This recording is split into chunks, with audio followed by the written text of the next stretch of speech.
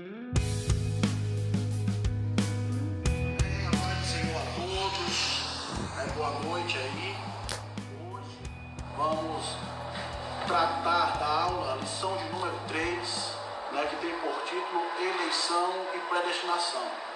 Essa lição teria que ser tratada no domingo atrasado. Nós tivemos alguns problemas, não tivemos como passar a aula, mas hoje a gente vai prosseguir com o nosso estudo, vamos tratar, vamos ver os pormenores, vamos ver o que a Bíblia fala. É um tema bastante polêmico, é um tema que divide opiniões, mas à luz da palavra de Deus nós vamos estar procurando, vamos estar buscando o discernimento da parte do Senhor. O Espírito Santo de Deus é quem vai conduzir essa aula e vamos aí meditar, debruçar na palavra do Senhor. Gostaria de informar que se os irmãos tiverem alguma pergunta, os irmãos podem estar mandando aí pelo Instagram, tanto da JUCO como da igreja, e a gente vai estar aberto a tirar algumas dúvidas. Como eu tinha falado, como eu tinha citado nos anúncios, o nosso pastor, ele está conosco aqui, mas ele foi acometido de uma gripe, e por isso ele não vai poder estar na aula conosco, mas ele vai estar acompanhando, no caso ele já está acompanhando, então ele também vai dar algumas considerações pelo Instagram mesmo. Vamos lá. O tema da lição de hoje, lição de número 3, o título tem Eleição e Predestinação. Teria que ser dado no dia 19 de abril de 2020, o textuário diz o seguinte: como também nos elegeu nele antes da fundação do mundo, para que fôssemos santos e irrepreensíveis diante dele em amor, e nos predestinou para filhos de adoção por Jesus Cristo, para si mesmo, segundo o beneplácito de sua vontade. O textual está em Efésios, capítulo 1, versículo 4 e 5. A verdade prática da aula nos diz: segundo a sua paciência, Deus elegeu e predestinou para a salvação dos que creriam e perseverariam na fé em Cristo Jesus. Então esse é o esboço introdutório da nossa aula. Como eu falei, assim como vários assuntos na palavra de Deus, eleição e predestinação dividem opiniões. Os pentecostais pensam de um jeito, os batistas pensam de outro, os presbiterianos interpretam de uma maneira. Isso é errado, alguém interpretar de um jeito ou de outro? Não. O comum, a nossa fé, é crermos em Cristo Jesus, que a salvação é pela graça. Embora nós tenhamos algumas divergências, mas isso não é o ponto ápice, não é o que nos torna comum. O que nos torna comum é a fé em Cristo Jesus. Mas, porém, como eu falei, tem sim algumas divergências, e não só essas, mas várias outras questões. Nós iremos tratar somente de uma delas, sobre a eleição e a predestinação. Em momento nenhum, eu, professor que vos falo, vou dizer que a eleição e a predestinação não existem. Não, elas existem, elas são bíblicas. Porém, nós pentecostais, assembleanos, vemos de uma forma como elas existem na palavra de Deus.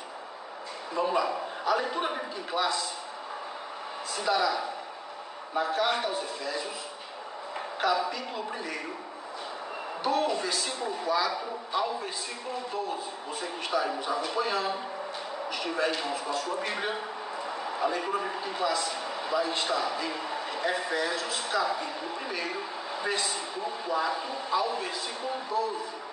É de costume, quando estamos em sala, fazermos aquela leitura responsiva. Não será possível devido às condições que estamos vivendo, mas que você possa acompanhar aí na sua casa, no seu sofá, no seu quarto, onde você esteja vendo a transmissão. Efésios 1, 4, 12 diz o seguinte: assim diz a palavra do Senhor.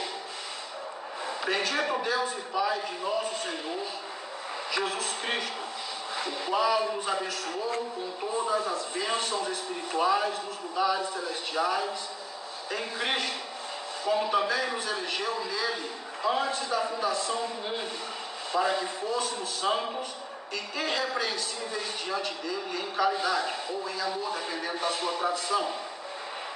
E nos predestinou para filhos de adoção por Jesus Cristo, para si mesmo segundo o beneplácito de sua vontade, para louvor e glória da sua graça, pela qual nos fez agradáveis a si mesmo, assim no amado, em quem temos a redenção pelo seu sangue, a remissão das ofensas, segundo as riquezas da sua graça, e que nele tornou abundante para conosco em toda a sabedoria e prudência, descobrindo-nos o mistério da sua vontade, segundo o seu beneplácito, que propusera em si mesmo, de tornar a congregar em Cristo todas as coisas na dispensação da plenitude dos tempos, tanto as que estão nos céus como as que estão na terra. Nele digo, em quem também fomos feito herança, havendo sido predestinados conforme o propósito daquele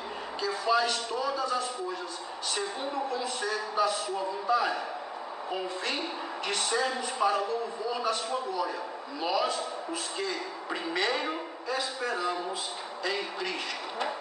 Graças a Deus, esta é a palavra do Senhor esta noite, e vai ser a bússola que apontará o norte da nossa alma, né? Então, desde já vou reforçar. Alguma dúvida, pergunte, algum comentário, faça. Em nome de Jesus, vamos iniciar, vamos prosseguir com a nossa aula. Então, vamos lá. A aula ela tem 3 tópicos, ela tem 3 pontos básicos para meditarmos. O primeiro, nós vamos esclarecer a diferença bíblica entre eleição e predestinação. Embora elas andem junto, são diferentes, mas muito similares. Vamos explicar como ocorreu a eleição divina desde antes da fundação do mundo. Terceiro, vamos contrastar que a predestinação bíblica retrata as bênçãos concedidas aos eleitos. Introdução, peço que você acompanhe. Caso você não tenha a revista impressa, você pode ir lá em Sumário CPAD, digitar lá no Google Sumário CPAD, e em lições, e vai ter lá o segundo trimestre de 2020, adultos, você clica e tem lá toda a lição de número 3, todinha lá como se fosse impresso. Vamos lá. Introdução. Olha o que diz. A eleição e a predestinação são termos importantes na compreensão da doutrina da salvação. Esses vocábulos ligados entre si elucidam o plano divino de salvar os pecadores. Nesta lição, abordaremos os conceitos bíblicos e a interpretação pentecostal referente à eleição e à predestinação. Vamos lá, o que é que diz?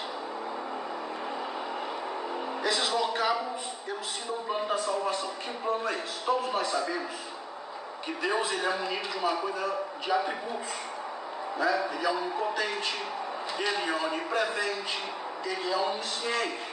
Isso são atributos divinos. Assim como ele também tem atributos morais. Ele é verdadeiro, ele é justo, ele não se arrepende, ele é bom em todo tempo, Deus é bom. Dentro dos atributos divinos, está contido, como eu já falei, a onisciência. Dentro desta onisciência, tratamos de uma coisa de Deus chamada presciência. A presciência de Deus. Ele sabe todas as coisas, ele sabe de tudo, ele conhece tudo e a todos. Não há nada que possa fugir do conhecimento de Deus. Absolutamente nada. Ele já sabe o que faremos amanhã. Ele já sabe o que irá acontecer amanhã. Como daqui a 10, 15, 20, 30 anos. Deus detém isto nas suas mãos. Porque a concepção de tempo que nós humanos temos é diferente da que Deus tem. Para nós existe passado, presente, futuro. Para Deus isso não existe, para Deus não há essa diferença. Porque Ele é o Senhor do tempo, Ele é o próprio tempo. O tempo está em suas mãos. Então passado, presente e futuro para Deus não existe. Para Deus Ele vive o agora. Ele detém tudo em suas mãos. Munido disso, Ele sabe de todas as coisas. Antes da fundação do mundo, Ele já sabia que o homem que iria ser criado, ainda iria ser criado, iria também cair, iria também pecar, iria também se distanciar dele. Sabendo disso, ele também entendeu que haveria essa necessidade de reconciliar esse homem, e reconciliar através da morte remidora do seu filho na cruz do Calvário. Então, desde quando houve a criação do homem no jardim do Éden, depois depois a queda, depois toda a história que nós vemos da humanidade, isso nada mais, nada menos é do que o plano da salvação, o advento da lei, a anunciação dos profetas, todas as tipologias, todas as tipificações, todas as simbologias apontavam para o plano da salvação que seria executado por Cristo e consumado na cruz do Calvário. Este é o plano da salvação. Então, a predestinação e a eleição estão incluídas nesse plano, estão envoltas nesse plano da salvação, né? A humanidade passa por 5 dispensações, a humanidade passa por 5 períodos: a dispensação da inocência, a da consciência, a patriarcal, a lei e a graça. Tudo isso está contido no plano da salvação. A introdução também vai dizer: nesta lição abordaremos os conceitos bíblicos e a interpretação pentecostal referente à eleição e à predestinação. Como eu falei, tal questão, tal matéria divide muitas opiniões. Hoje nós vamos tratar do ponto de vista pentecostal da coisa. Como nós, pentecostais, assembleanos, interpretamos, observamos como se dá a questão da predestinação e da eleição. Alguma dúvida? Até agora nenhuma dúvida. Não se encabule não, pergunte. Vamos lá. Primeiro ponto: eleitos para uma vida santa e irrepreensível. O cabeçalho diz: a dádiva da eleição precede a nossa existência antes da fundação do mundo. Deus planejou salvar e capacitar para uma vida de santidade os que Ele elegeu de antemão.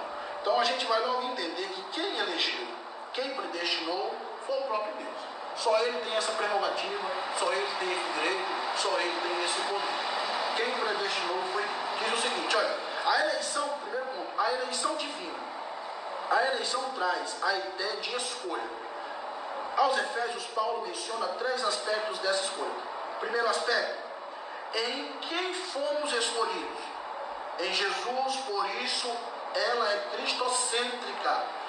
A eleição divina é cristocêntrica, está em Cristo Jesus. Nós fomos escolhidos na pessoa dele, por intermédio da obra redentora dele. Não de qualquer outra pessoa, mas sim dele. Não de qualquer outro personagem bíblico com grande ênfase, com grande importância, mas de forma alguma, somente em Cristo. De forma que esta eleição é cristocêntrica. Alguma dúvida? Sim, o Juvelino está perguntando a seguinte pergunta: se Deus já sabia que daríamos ouvido à palavra, até mesmo antes de nascermos, certo? Mas se no decorrer da nossa caminhada nós nos desviarmos, isso quer dizer que Deus já sabia que não éramos eleitos? Não, Deus sabe de todas as coisas. Essa sua pergunta, Juvelino, eu vou responder daqui a pouquinho no desenrolar da aula. Você preste bem atenção que dentro da explicação vai estar a sua resposta. Vamos lá. 2. Além de ser cristocêntrica, a eleição, vamos lá, está perguntando: em que tempo se deu essa escolha? O tempo é dito como antes da fundação do mundo. Então, antes de ser fundada a terra, antes lá do Gênesis capítulo 1, disse Deus: haja luz e houve luz. Antes lá da semana de 7 dias, temporais ou atemporais, isso não importa. O que importa é quem criou, e foi Deus. Antes disso, antes de tudo isso, a eleição foi citada. Pergunta também aqui, o terceiro aspecto: em qual finalidade? Para que fôssemos santos e irrepreensíveis. O capítulo 1, os primeiros versículos do capítulo 1 da carta aos Efésios me dá literalmente o propósito da eleição, que foi para sermos santos e sermos irrepreensíveis. Continua. Donald Stamp, editor da Bíblia de Estudo Pentecostal, afirma que a eleição de pessoas ocorre somente em união com Jesus Cristo e que ninguém é eleito sem estar unido a Cristo pela fé. Eu vou repetir: ninguém é eleito sem estar unido a Cristo pela fé. Não há possibilidade de eu ser eleito estando fora da videira. Uma vez que Cristo disse que Ele era a videira, nós éramos os ramos, e nós estaríamos enxertados nele, não há condições de uma eleição fora disso. Não há. Hoje, para você entender, só é eleito candidatos que fazem parte de partidos. Né? O cara faz parte de partido A, de partido B, aí ele se torna apto a se candidatar e a ser eleito. Eu quero que você entenda esse contexto. Cristo é o nosso partido. Jesus Cristo é o nosso partido fiel e verdadeiro. Uma vez inserido nele, é que nós somos eleitos. Fora dele não tem como ser eleito. Continuando. Vamos lá. Ninguém é eleito se ele está unido a Cristo pela fé. Nossa declaração de fé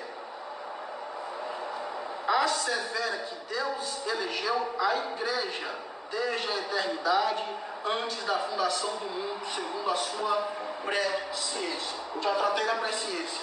Vamos tratar, entenda. O autor nos traz a ideia que a Bíblia nos traz. A eleição é tratada de forma coletiva. Vou repetir.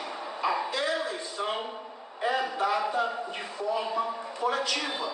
E qual grupo é detentor da eleição? A igreja. A igreja é eleita, a igreja é predestinada, a igreja é acionada, é selecionada, é escolhida, a noiva do Cordeiro. Assim como Israel foi eleito entre as nações, a igreja é eleita entre os povos. Então não se trata de eleição individual. Em momento algum a Bíblia trata de indivíduos. Se você pegar todas as passagens, sempre vai trazer de coletividade. Nos elegeu, nos escolheu. O apóstolo que diz, me escolheu, a ele de forma singular, mas sempre se trata de algo coletivo. E isso nós temos evidências de várias formas. Por exemplo, a evidência tipológica, simbólica que temos no Antigo Testamento. Você presta atenção? A coletividade, a eleição da coletividade no Antigo Testamento se deu aonde? Se deu com o povo de Israel. Se deu com o povo de Israel. Assim como Cristo escolheu a igreja. Preste bem atenção. Vamos meditar um pouco nesse primeiro ponto. Vamos lá. Deus se revela no Antigo Testamento, na pessoa do Pai. Deus, Jeová, Jireh, o Elohim, o grande eu sou, o varão de guerra, o nosso Deus, o Deus de Israel, se revela no Antigo Testamento na pessoa do Pai. Ele é o Todo-Poderoso, ele é o que estende os céus como cortina, põe as águas dos oceanos nas conchas das suas mãos, agindo ele, quem impedirá? Ele se revela no Antigo Testamento e firma um compromisso. Ele firma um compromisso com Abraão, ele promete a Abraão, olha Abraão, de ti suscitarei uma grande nação, de ti eu vou eleger uma grande nação, de ti eu vou fazer surgir uma grande nação, e se chamará meu povo, se chamará pelo meu nome, a nação, o povo de Deus, será como a areia do mar, será como as estrelas do céu, ninguém vai poder contar, ninguém vai poder suceder diante dela, todos os dias eu estarei com ela. Este foi o compromisso que Deus fez com Abraão, que elegeu uma nação. De todas as nações da terra naquele período, Deus elege Israel. Deus suscita Israel no meio do povo. E Israel, uma vez, esteve escravo no Egito. E aquilo ali é toda uma tipificação do que aconteceria hoje. Israel seria a igreja, Faraó, Satanás, o pecado, a escravidão, o Egito, o mundo, a Páscoa, a salvação trazida por Cristo. E quem foi eleito a ser salvo no Antigo Testamento, no Êxodo judaico, por exemplo, foi toda a nação de Israel. Toda a nação de Israel foi que atravessou o mar. Toda a nação de Israel foi que passou e foi para o deserto rumo a Canaã. Mas entenda, meu querido, que nem todos os que saíram do Egito, ou seja, nem todos os que foram salvos do Egito, nem todos que, e detalhe, todos saíram do Egito predestinados a ir para onde? Todos saíram do Egito predestinados a ir a Canaã. Era óbvio, todo mundo saiu porque ia para Canaã. Mas naquela geração só entra dois, Josué e Caleb. Muitos ficaram pelo caminho. Muitos ficaram pelo caminho. Paulo aos Coríntios adverte, roga para os irmãos, vamos lá, Coríntios 10, 1 Coríntios, capítulo 10, 1 Coríntios, capítulo 10, versículo 1 em diante. Vamos tratar disso aqui. Vamos lá. Nós temos um tempo X de transmissão no Instagram. Se acaso a gente excede esse tempo e a sua transmissão caia, não se preocupe, a gente começa outra.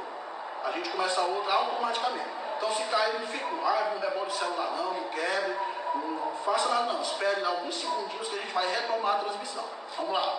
Olha o que diz o capítulo 10 da carta de Paulo aos Coríntios. Ora, irmãos, não quero que ignoreis que nossos pais estiveram todos debaixo da nuvem e todos passaram pelo mar. Se trata da tipologia do Antigo Testamento, trazida por Israel.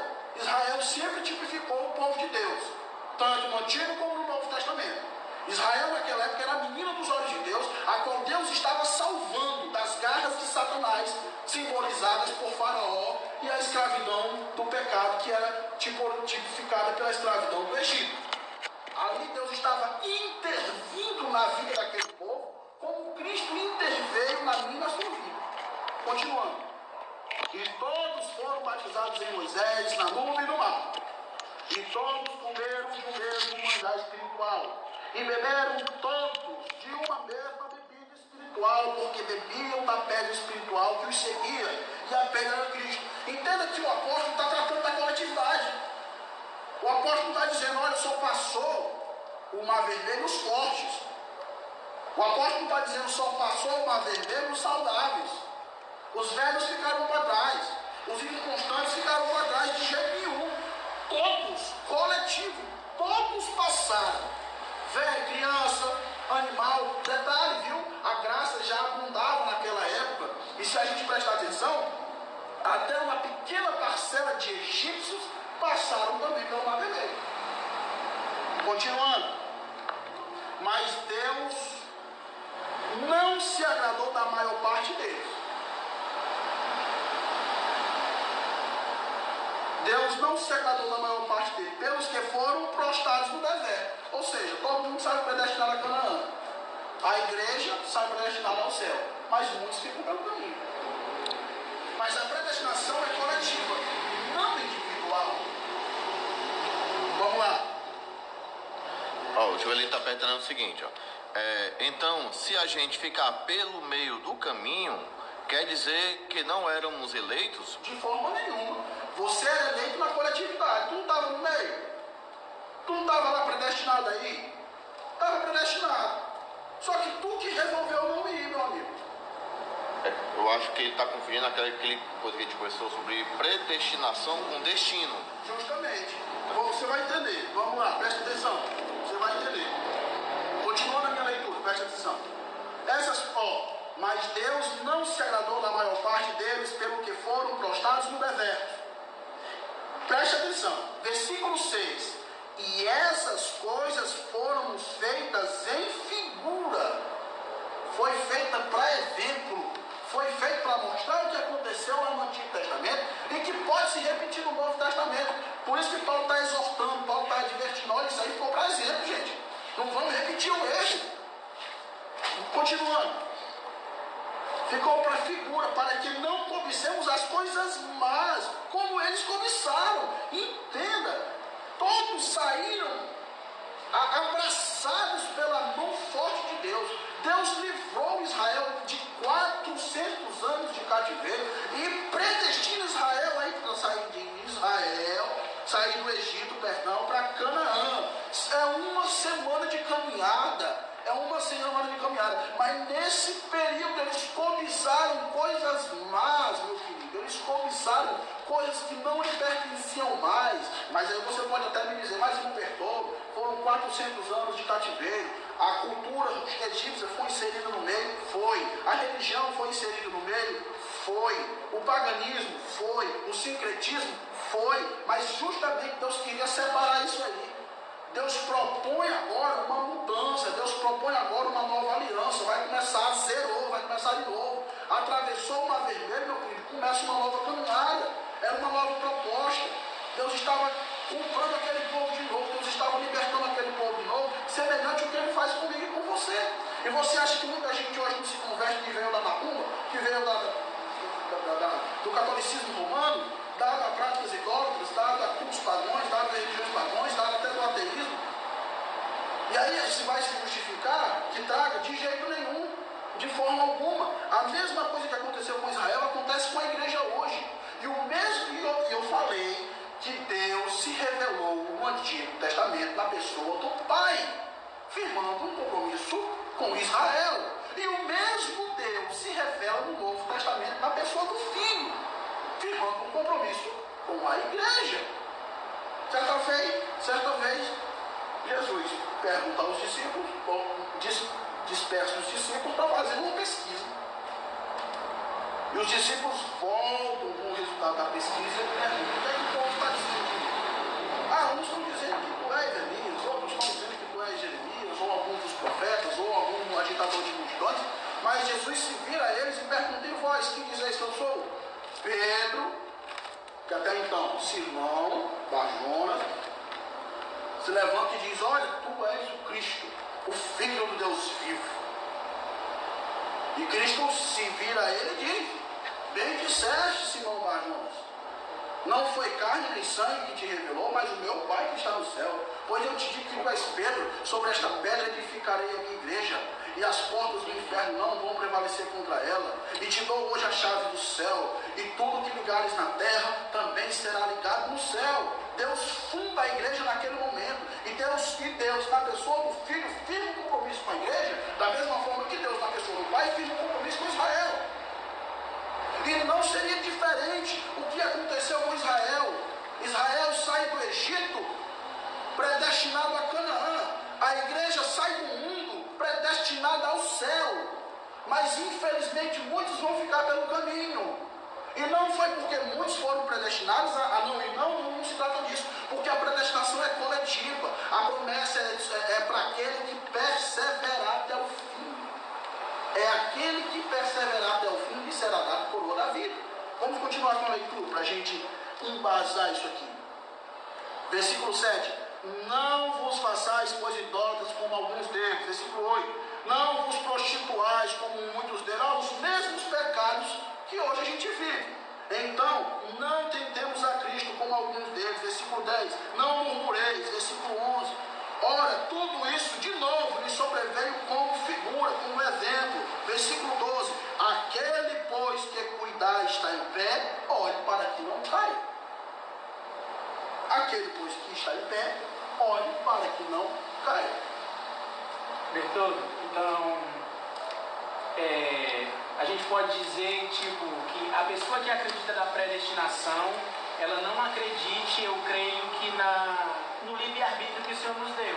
Porque se ela acredita que ela é predestinada a ir para aquele local, ela não acredita no livre-arbítrio que o Senhor deu para ela escolher para onde ela quer ir. O problema do cisma da predestinação é justamente esse. Quando eu creio na predestinação como é pregada aí fora, eu creio que não há livre-arbítrio. Eu creio no legalismo não, no universalismo. O universalismo todo mundo vai salvar. Quem for predestinado a ser salvo vai ser salvo. Mas trata isso de uma forma individual. E isso não existe. A predestinação é coletiva. A igreja que é predestinada ao céu. Entenda a predestinação como um trem. Você entra no trem, você sai daqui de Fortaleza para a Vila das Flores, no Maracanã. O trem é predestinado a ir daqui para lá. Mas se você pular no trem, você vai chegar lá? Você não vai. Mas quem continuou, chegou. Vamos lá. Também você pode usar aquele exemplo do Tancredo. Ele estava predestinado a ser o presidente. Ele se candidatou, ganhou as eleições, mas não assumiu. Olha, eu vou tratar aí de alguns assuntos, eu vou voltar. Então vamos lá. A predestinação, logo de cara, para a gente trair, e como eu falei, a gente vai trazer a visão pentecostal da coisa. Se você discordar, é um direito seu. Examine as escrituras, tire suas conclusões. Vamos lá. Nossa declaração de fé assevera que Deus elegeu a igreja coletivamente. Ponto 2. As condições para a eleição. Nós estamos falando de eleição, nós não estamos falando de predestinação. As condições para a eleição. Vamos lá. A Bíblia de Estudo Pentecostal, ele está citando essa Bíblia, mas o que tem nessa Bíblia tem em toda a Bíblia. A palavra não vai mudar. A Bíblia de Estudo Pentecostal ensina que a eleição para a salvação em Cristo é oferecida a todos. João 3,16. Deus amou o povo? Deus amou o predestinado? Deus amou o eleito? Não. João 3,16. Deus amou?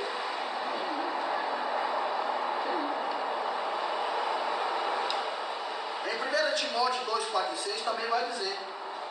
Olha aí. torna-se uma realidade para cada pessoa de acordo com o seu prévio entendimento e fé. Qual é a condição para ser salvo? Qual é a condição para ser salvo? Crer no Senhor Jesus e será salvo tu e tua casa. Foi dito ao carcereiro. Então a condição de fé, a condição de eleição, a condição de salvação é crer. Somente se crer, verá a glória. Então não é o eu acho, não é o eu sinto, é o eu creio. O eu creio é o que me salva. Porém, a palavra diz que aquele que crê nas minhas palavras, aquele que diz que não a pratica, é mentiroso. Eu não posso dizer que creio e beber cachaça. Eu não posso dizer que creio e continuar me prostituindo. Isso torna-se uma incoerência. João Batista chamava já o povo naquela época a se arrepender, a confessar seus pecados, a se batizar e produzir frutos dignos de arrependimento. Ou seja, quem crê e for batizado, ou seja, nascer de novo, ser uma nova criatura. Ser uma nova criatura. Eu não estou falando do batismo literal, de ir lá e descer nas águas não, porque a gente sabe que o rapaz lá, o ladrão da cruz, não deu tempo de se batizar, mas foi salvo. Por quê? Porque ele creu. A condição. Mas o batismo, que a palavra está se referindo, é exatamente a mudança. Né? É uma mudança. Nascer de novo. Então vamos lá. Entretanto, esse meio não é meritório, e ninguém pode cumpri-lo sem graça de Deus. A salvação é pela graça, mediante a fé em Cristo Jesus, e isso não vem de vós, é dom de Deus. Eu não estou dizendo que são os meus méritos, que são as minhas obras, que são os meus feitos que vão me levar para o céu. Eu não estou dizendo estou. Eu não estou dizendo estou. Mas entenda, no Antigo Testamento eu cumpri a lei para ser salvo. Hoje no Novo Testamento eu cumpro a lei porque eu sou salvo. Vamos lá. Tópico 3. Vida santa e irrepreensível. Paulo enfatiza que a eleição tem finalidade específica de sermos santos e irrepreensíveis diante dele. Nesse aspecto, o vocábulo grego ágios, santo, significa separado do pecado. Está lá em 1 Pedro, capítulo 1, versículo 15. O versículo diz assim: o adjetivo grego amomos, irrepreensível, expressa algo sem defeito ou inculpável. Vamos lá, gente. Vamos lá. E sejam sinceros. Da geração que sai do Egito, predestinada a Canaã, foram todos salvos, foram todos livres, libertos. E aquilo é uma tipificação dos dias de hoje muito linda, porque você vê o povo salvo da praga, né? Porque a meia-noite, da última praga, meia-noite, o dia da última praga, foi a praga terrível no Egito, a morte de todos os primogênitos. A morte de todos os primogênitos. Para que você entenda, na cultura da época, na cultura antiga, valorizava-se muito o primogênito, porque o primogênito ia herdar o nome, o primogênito ia herdar a herança do pai, tudo que houvesse do pai, do mais pobre ao mais rico, ele ia herdar. Aquilo ali simbolizava uma continuidade da descendência, da semente, da personalidade, do nome da família. Tudo continuava com o primogênito. É por isso que o primogênito era tão valorizado. Então, quando Deus determina uma praga que mataria todos os primogênitos, até os animais, aquilo era uma praga terrível. Aquilo causou um pranto no Egito muito grande, era uma praga terrível. E no arraial do povo hebreu, o povo escolhido, o povo eleito, o povo predestinado a ser salvo, o povo predestinado a ir para Canaã. A praga não chegou na tenda porque, primeiro, todos estavam em casa. Segundo, mas não era qualquer casa, era a casa que estava coberta, marcada pelo sangue do cordeiro. A gente vê o cordeiro pascual morrendo em favor dele, assim como a gente viu Cristo morrendo em favor da igreja. E me seja sincero, da geração que sai do Egito, qual era o candidato mais forte a chegar em Canaã? Me diga aí, Emerson. Me diga aí, Nath. O pessoal que está me ajudando aqui no computador, né? Moisés. Não tinha não, como não. O mais forte candidato era Moisés. Aquele que chegou para Deus e disse: Senhor, se tu não for com este povo, pode estar no nome do livro da vida. Moisés, o Moisészinho, que foi caluniado pela própria irmã e orou para Deus curar ela. Moisésinho, que foi caluniado, teve um povo dividido por Corã, Datã e Abirão. E quando Deus se irou para matar todos, Moisés intercedeu pelo povo de novo. Moisés, o besta. Moisésinho, que no primeiro momento de ira ele quebrou a rocha e perdeu o direito de entrar em Canaã. Pessoal, não tem. Mas ele saiu do Egito com a promessa. Qual é a promessa? De entrar em Canaã. E entrou? Não. Mas Moisés foi salvo. Entenda, eu estou dando um exemplo. Aquilo ficou, como diz o texto sagrado em Coríntios 10, de figura, de exemplo. Você acha justo Moisés ter perdido a oportunidade de entrar na terra? Quem é que acha justo aqui? Moisés ter perdido, só pôde ver a terra de longe. Mas quem sou eu para dizer o que é o que não é justo? Quem determinou foi o próprio Deus. Aí sim, se entra aquele conceito lá, da questão que muitos defensores da doutrina da predestinação, do liberalismo, do legalismo e do universalismo, a questão do vaso, pode o vaso questionar por que o Senhor me fez assim? Aquilo ali se fala de serviço, viu? Aquilo ali fala de serviço. Vaso é usado para serviço no contexto do Antigo Testamento. E no contexto do Novo Testamento também. Você usa o vaso para quê? É para carregar água, é para pôr vinho, é para pôr qualquer coisa, é para serviço. Ali está falando de serviço. Quando eu não posso reclamar, o vaso não pode reclamar do serviço a qual ele foi designado. Porque muitos foram feitos para honra e outros para desonra. Tinha um vaso de honra que botava-se vinho em água. Tinha um vaso de desonra que se botava fezes, dejetos. Você entendeu? Serviço. Quer dizer que se eu fui chamado para carregar fezes? Se Deus te chamou para carregar fezes, o que eu tenho a ver com isso? Se Deus te chamou para limpar o chão, o que eu tenho a ver com isso? Se Deus te chamou para ser pastor, o que eu tenho a ver com isso? No Antigo Testamento, Deus selecionou quem iria trabalhar no templo. Quem é que iria trabalhar no templo? A tribo de Levi. Saul questionou. Deu em alguma coisa? Nada. Saul não podia oficiar no templo, embora fosse rei, mas não era levita. E aí o vaso não pode dizer por que me fizeste assim. É isso que quer dizer. Vamos lá. Continuando. Tópico 3. Nesse aspecto, o vocábulo grego, já vou. Irrepreensível, inculpável. Quando se achou uma culpa, uma repreensão em Moisés, logo ele perdeu o direito de entrar na terra, só avistando de longe. Tópico 4, indo do primeiro ponto. A nova vida dos eleitos. O tema é apresentado com exortações contra a velha conduta, tais como mentira, furto, palavras torpes, a amargura, ira e cólera. Mesma coisa que a gente vê hoje. E ainda severas advertências contra a fornicação, impureza, avareza e embriaguez. A finalidade é apresentar a Deus uma igreja gloriosa e sem mácula, nem ruga, mas santa e irrepreensível.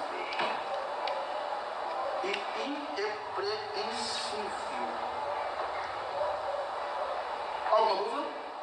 Para a gente encerrar esse ponto, não obstante, somente o Espírito Santo capacita o crente para esse novo estilo de vida. Está lá em Gálatas 5, 22 e 25. Trata-se, portanto, de um processo contínuo de santificação até a glorificação final no dia de Cristo. Entenda, meu querido.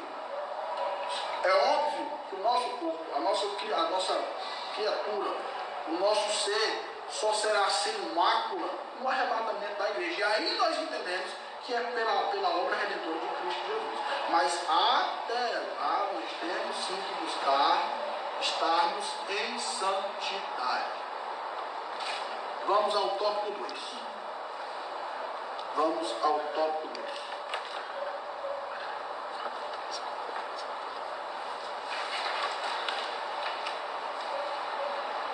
Predestinados para filhos de adoção. A predestinação, a adoção. Gente, deixa eu falar, antes de entrar no tópico, no primeiro nós esclarecemos que é diferente. Eleição e predestinação são diferentes. Tratamos de eleição, tratamos e entendemos que a eleição existe sim na palavra de Deus, mas coletivo. É a igreja que é eleita. São os salvos que são eleitos. Assim como Israel no Antigo Testamento foi eleito dentre as nações. Foi eleito. Mas a eleição de Israel nunca impediu que Deus a punisse. Quando Israel saiu do prumo, Deus permitia peste, Deus permitia fome, Deus permitia cativeiro. Em várias passagens na qual Israel está em situação dificultosa, está lá, escrito expresso, e voltou Israel a fazer o que era mal aos olhos de Deus. Por isso Deus os entregou nas mãos dos filisteus. Por isso Deus os entregou nas mãos da nação tal. Por isso Deus permitiu que tal coisa se sucedesse. Aí você vai me dizer, mas depois Deus não restaurava o conserto? Sim, mas não com o indivíduo, com a nação. Aquela turma que pecou, todinha pagou o preço. Uma nova geração é formada. De novo a nação, de novo a coletividade. De novo a coletividade. Vamos lá. Predestinados para filhos de adoção. A predestinação, o termo grego proorizo, traduzido como predestinar, é formado pelo vocábulo orizo, que significa determinar, e pela preposição pro, que indica algo feito antes, ou seja, predestinar significa literalmente determinar antes. A Bíblia de Estudo Pentecostal esclarece que a predestinação se aplica aos propósitos de Deus inclusos na eleição, que a eleição é escolhida e feita por Deus. Perdão, que a eleição é a escolha feita por Deus em Cristo, de um povo para si mesmo. Só um minuto. A Bíblia de Estudo Pentecostal, vou repetir de novo, esclarece que a predestinação se aplica aos propósitos de Deus, inclusos na eleição. Ou seja, os eleitos, além de ser eleitos, são predestinados para algo. Dentro dos eleitos, também estão predestinados para um serviço específico. Por exemplo, quem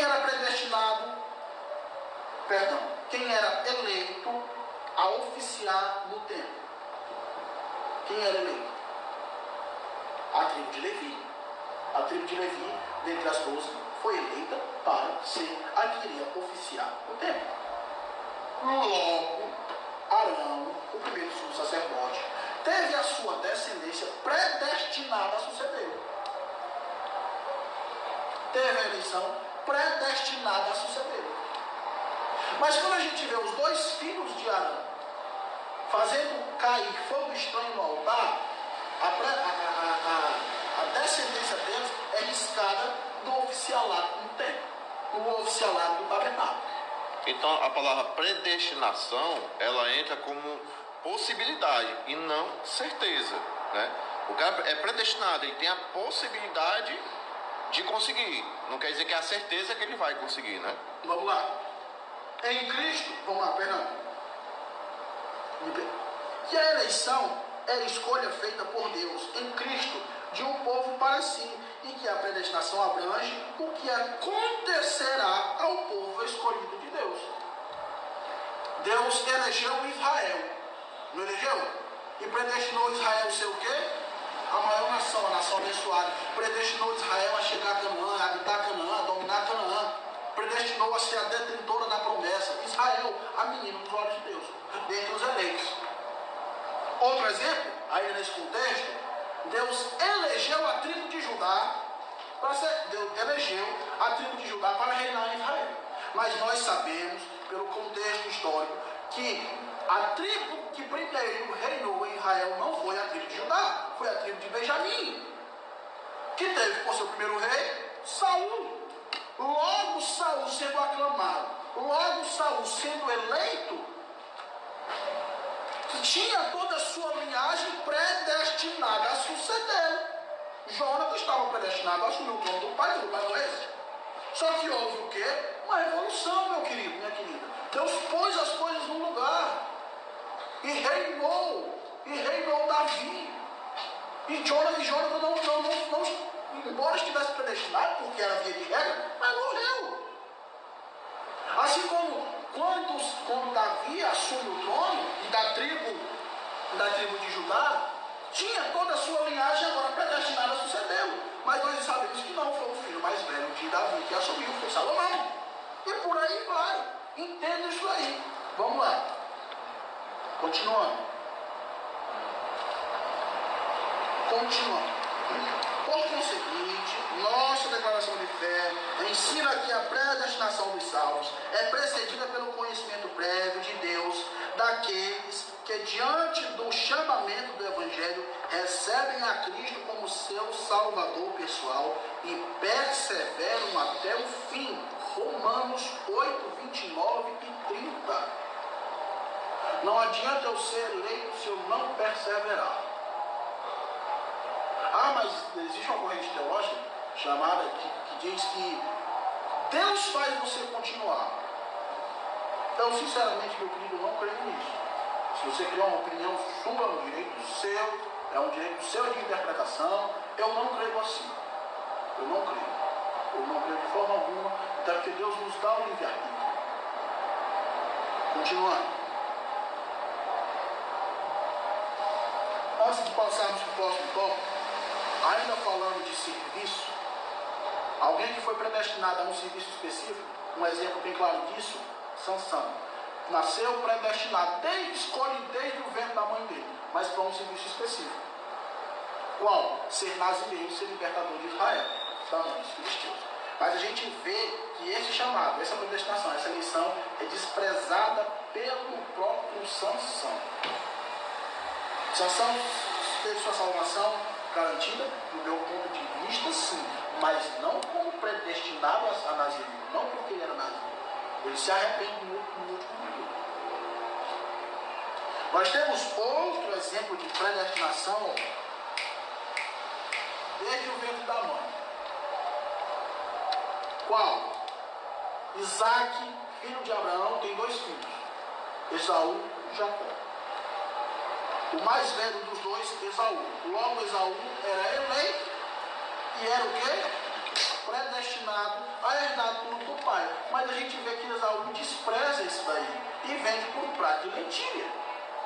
E nós vemos o quê? Jacó, de uma forma ou de outra, tentando ali ganhar a sua primogenitura. Tanto é que ganhou. Você vai me questionar: ah, Bertoldo, mas foi por menos ilícito. Ele enganou o irmão, ele roubou o irmão, enganou o pai, saiu fugindo de casa. Mas se arrependeu. Deus comprou o propósito. E de Jacó suscitou a nação de Israel. Sansão estava predestinado à salvação pelos meios da lei, creio eu. Mas ele foi salvo fora da graça, salvação. Não há fora da graça, salvação. A graça já era abundante. A graça já era, ela já atuava no Antigo Testamento. E a gente vê isso em várias expressões, em várias tipologias, como eu citei no começo da aula. Dentro do povo que saiu, que atravessou o Mar Vermelho, foi também um populacho dos egípcios. Ali a gente já via a graça agindo. A gente viu a graça agindo quando Raabe esconde os espias e é salva da destruição de Jericó. A gente já vê a graça abundando ali. Então a gente vê a graça agindo em todos os momentos da história. Vamos lá. Continuando, onde foi que eu parei? Foi que eu parei? O pessoal pode me ajudar? Achei. Filhos por adoção. Tópico 2. Vamos lá. Paulo é o único escritor do Novo Testamento que emprega o termo adoção. Lá em Romanos 8:15, 9:4, lá em Gálatas 4:5 e Efésios 1:5. Essa prática não fazia parte do sistema legal judaico, mas era comum entre os romanos e perfeitamente conhecida entre os gregos. Então, quando nós sabemos que Paulo é o apóstolo dos gentios.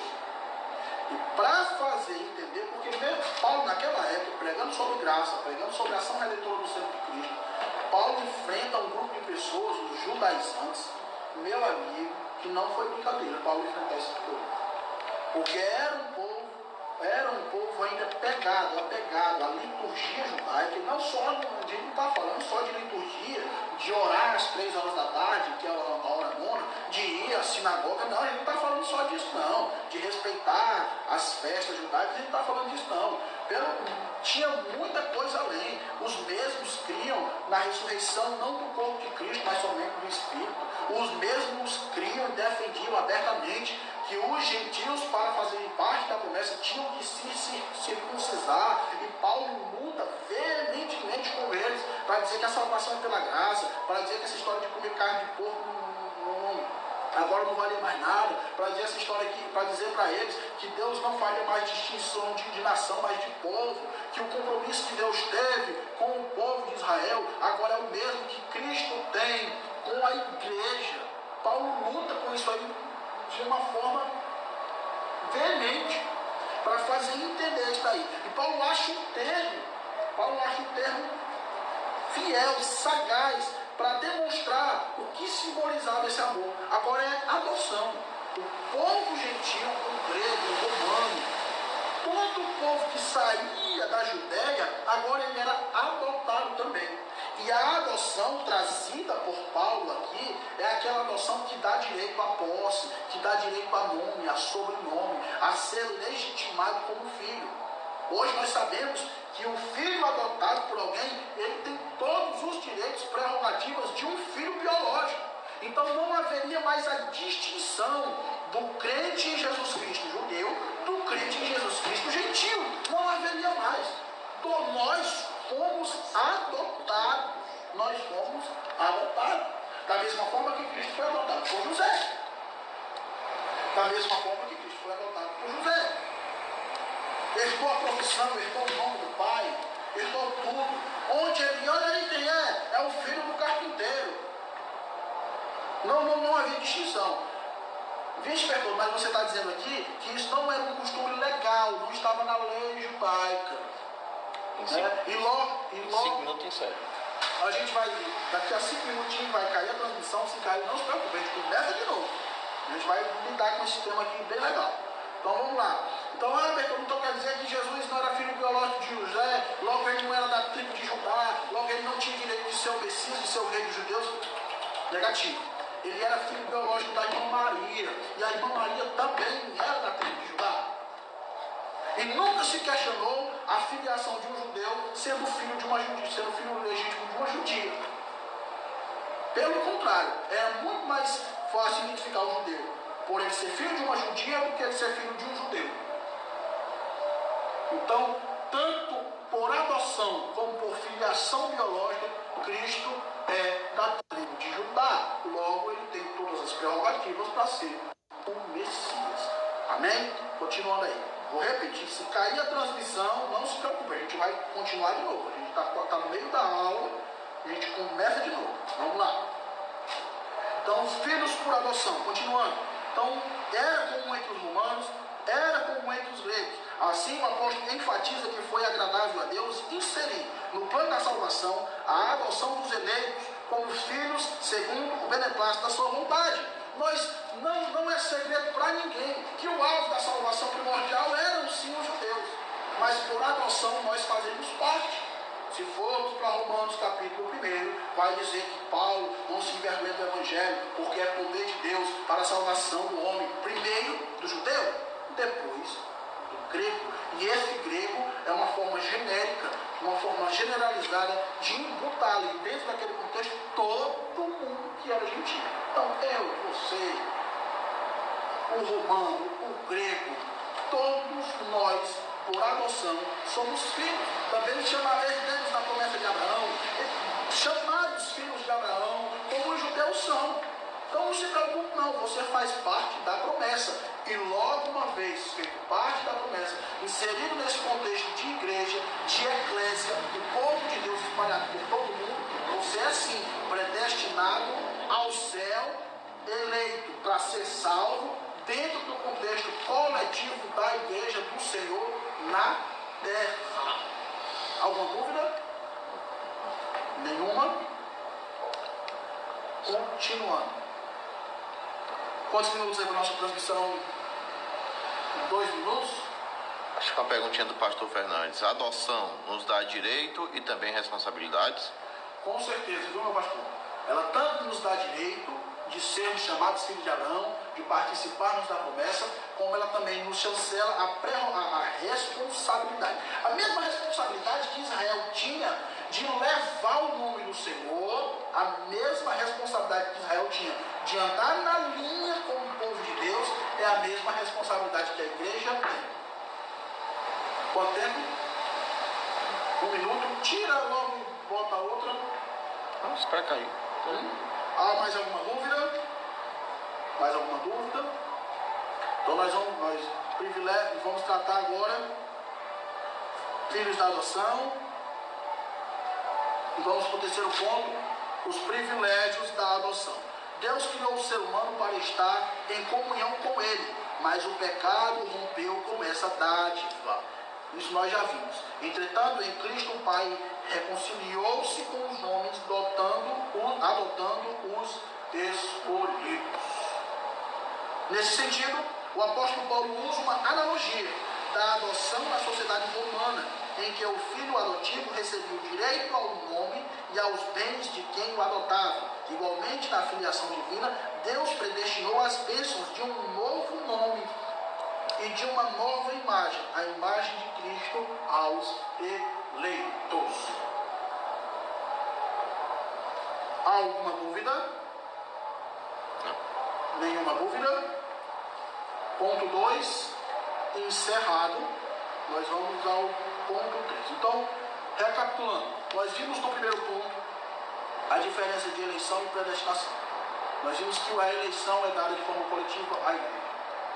No segundo ponto, nós vimos agora a predestinação. Quem é que dentro dos eleitos, entre os eleitos estão os predestinados a usufruir. Entenda, a igreja é eleita. A igreja é eleita. E uma vez salva, predestinada a estar para sempre com Cristo. Uma vez salva, predestinada a participar das bodas do Cordeiro. Uma vez salva, predestinada a receber os galardões. Uma vez salva, predestinada a estar diante do tribunal de Cristo. Uma vez salva, predestinada a voltar com Cristo na tribulação. Uma vez salva, predestinada a reinar com Cristo no milênio. Isto é predestinação. Da mesma forma da eleição coletiva dada à igreja do Senhor. Como é que está aí a nossa transmissão? Vocês já tiraram, voltaram? Quanto tempo aí? Tá beirando para cair, mas tá aí. Algum comentário? Alguma outra pergunta? Ainda não. Não? Então vamos partir para o tópico 3. Não, Juvelino, como é que foi a pergunta aí? Foi respondida, Juvelino? Ficou alguma dúvida aí? Consegui responder sua pergunta? Me responda aí nos comentários. O que é que você diz aí? Como é que está a aula aí? Vamos lá. Lembrando aí que domingo, 9 horas da manhã, nós vamos ter a nossa quinta aula, viu? Domingo nós vamos ter a quinta aula às 9 da manhã. Ele respondeu, disse que sim. Respondeu a pergunta dele. Respondeu a pergunta, amém, glória a Deus. Vamos lá. Terceiro ponto, a sublimidade do propósito divino na predestinação. A excelência da predestinação está na provisão de bênçãos espirituais aos eleitos pela vontade divina em Cristo e por seu incalculável amor. Primeiro ponto, predestinação e salvação. Como é que está aí? Então tá o quê? Por eu aviso. Predestinação e salvação. O soberano Deus não predestinou incondicionalmente pessoa alguma condenação eterna, mas deseja que todos se arrependam e convertam-se de seus maus caminhos. Como eu falei no começo da aula, a humanidade passa por 5 dispensações. A primeira dispensação, inocência. A segunda dispensação, consciência. A terceira dispensação, patriarcal. A quarta dispensação, a dispensação da lei. E a quinta e última dispensação que vigora até hoje, a dispensação da graça. Então a inocência se deu quando Adão e Eva estavam no jardim, não tinham provado o pecado. A consciência agora Deus apelava para que eles soubessem discernir o que era certo e o que era errado. Deu no que deu Caim matando Abel. A patriarcal também serviu de patriarcas para serviço de exemplo. Né? Deus acaba com aquela terra pré-diluviana, manda o dilúvio, cria-se uma nova sociedade e apostando no exemplo patriarcal. Mas a gente vê o quê? Que Noé plantou uma vinha sem bebedor e correu nu. E agora então Deus estabelece agora um código, uma lei escrita para que fosse observada, e ele diz lá que era para que se fosse estatuto perpétuo, para que não se fugisse mais daquilo ali, daquela regra, mas também não deu certo. Por quê? Porque o homem não cumpre a lei. Quero enfatizar que nenhuma das quatro. Amém? Voltou? Estamos voltando aí com tudo. Não se preocupe não, nós já vamos encerrar nossa aula. Só a gente já vai dar as considerações finais, já estamos no terceiro ponto. Como eu estava explicando sobre as 5 dispensações. Eu vou dizer a você que as 4 dispensações não deu certo, não foi por culpa de Deus não, viu? Culpa sempre humana. E como eu falei, no plano de presciência, já previa que nenhum homem iria cumprir a lei, que nenhum patriarca iria estar ali certo toda hora, que a consciência do homem não ia dar certo. A gente vê lá na era pré-diluviana que todo pensamento e intenção do coração do homem era mal. Então Deus já sabia disso. É por isso que ele tem a carta na manga, a 5ª dispensação, a graça, já que por mérito seu você não consegue a salvação, ele lhe deu de graça, através do seu Filho. Então, com isso nós entendemos que Deus não predestina ninguém ao inferno. Até porque, olha, nas 5 dispensações que eu lhe falei, que passou pela humanidade, o ser humano passa por ela. O ser humano nasce inocente, depois ele é apelado pela sua consciência, do que é certo e do que é errado, depois ele entende que ele segue o exemplo do pai, da mãe, do tio, do avô, do professor, do tutor dele. Depois ele entende que existe lei, ele vai crescer, ele vai entender que dentro da nação que ele vive, do país que ele vive, existe um código penal, existe um código civil, existe uma constituição. Ele entende que tem que seguir a lei. Mas ele vai entender mais na frente que para critérios de salvação é só mediante a graça, mediante alguém que morreu por eles, salvando ele do pecado do mundo, da condenação do mundo. Então, por essas 5 dispensações que a humanidade geral passou, o indivíduo individualmente passa por isso. E logo se entende que a salvação é pela graça e que Deus nunca predestinou ninguém ao inferno. Embora muita gente vá para lá, viu? Muita gente vá para lá. Ele existe, é real. Se você me perguntar a mim, Bertoldo Neto, se é físico ou espiritual, eu não sei. Não tenho obrigação de saber tudo. Não sei disso. Mas eu sei que ele existe, viu? Foi preparado para Satanás e seus anjos. E o povo vai de gaiato. Por quê? Porque não quer seguir a palavra de Deus. Mas vai, viu? Existe. Se preocupe não. Se preocupe não. Então, persevere. Paulo diz, persevere até o fim. A palavra diz, persevere. E será dado a coroa de vitória, a coroa de vida. Mas é o que perseverar até o fim. É o que perseverar até o fim. Senão vai perder a coroa, infelizmente. Mas já foi predestinado coletivamente. Individualmente, é você. A Bíblia diz que o reino dos céus é tomado à força. É tomado à força. Então lute com muita força. Eu quero me ver lá, eu quero lhe dar um abraço, eu quero lhe dar um cheiro, quero olhar para a sua cara e dizer que valeu a pena servir a Cristo. Vamos lá, continuando. Mas deseja que todos se arrependam e convertam dos seus maus caminhos. Está lá em Atos 17. Nas 6 vezes que a palavra aparece no Novo Testamento, nenhuma delas faz referência à condenação de pecadores.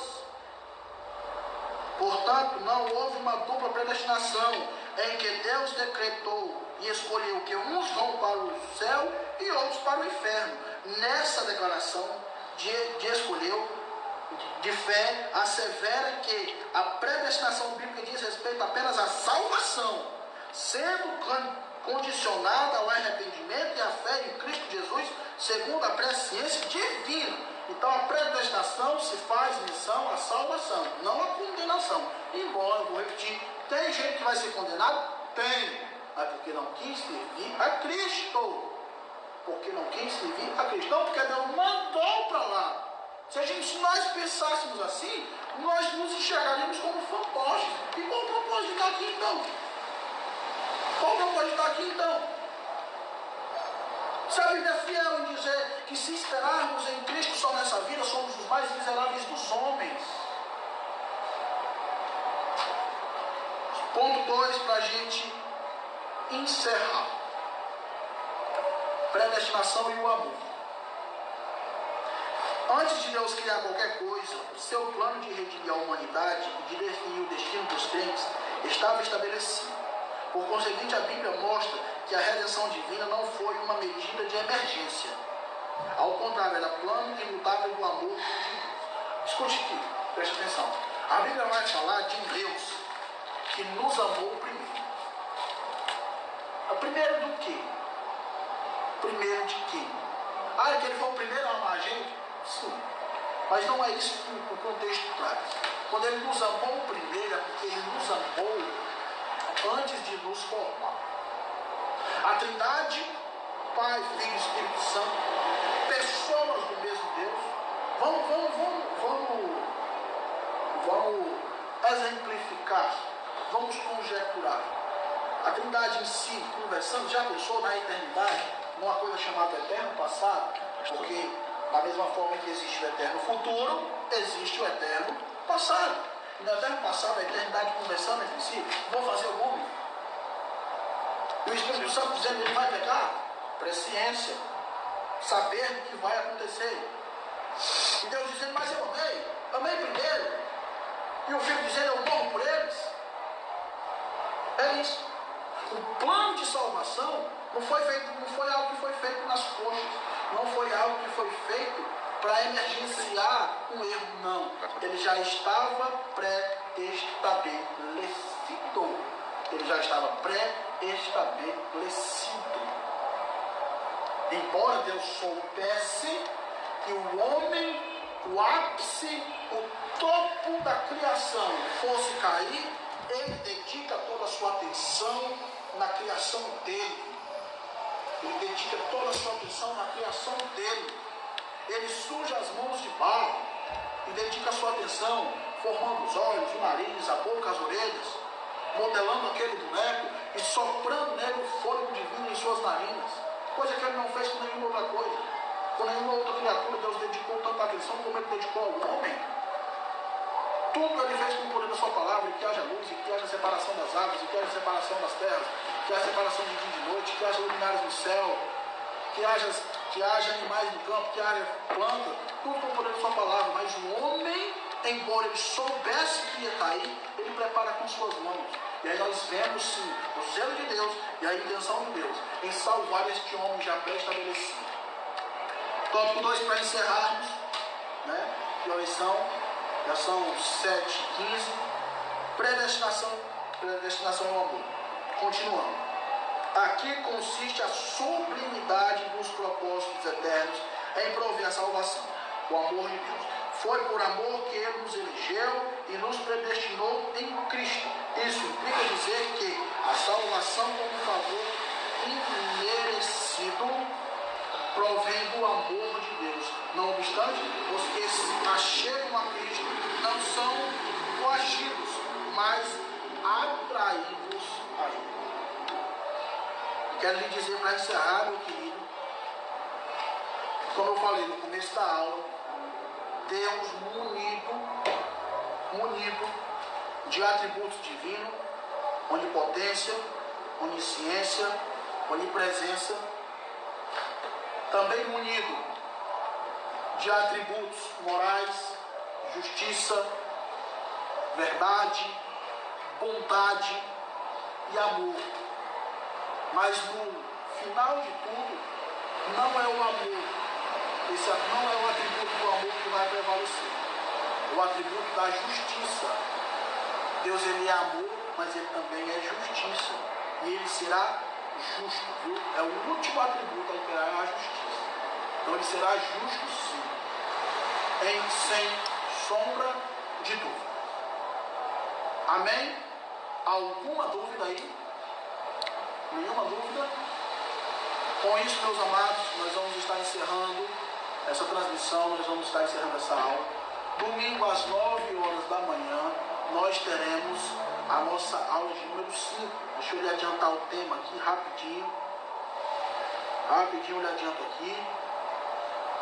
Eu estou sem revista, aliás, todos nós aqui ficamos sem revista, porque quando a quarentena começou, foi antes de conseguirmos comprar,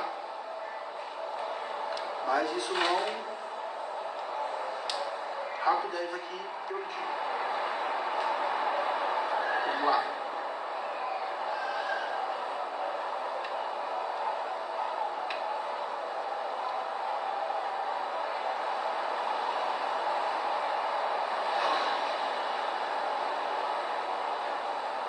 Aula de número 5, libertos do pecado para uma nova vida em Cristo. Então é um gancho puxado da aula de hoje. Libertos do pecado para uma vida em Cristo.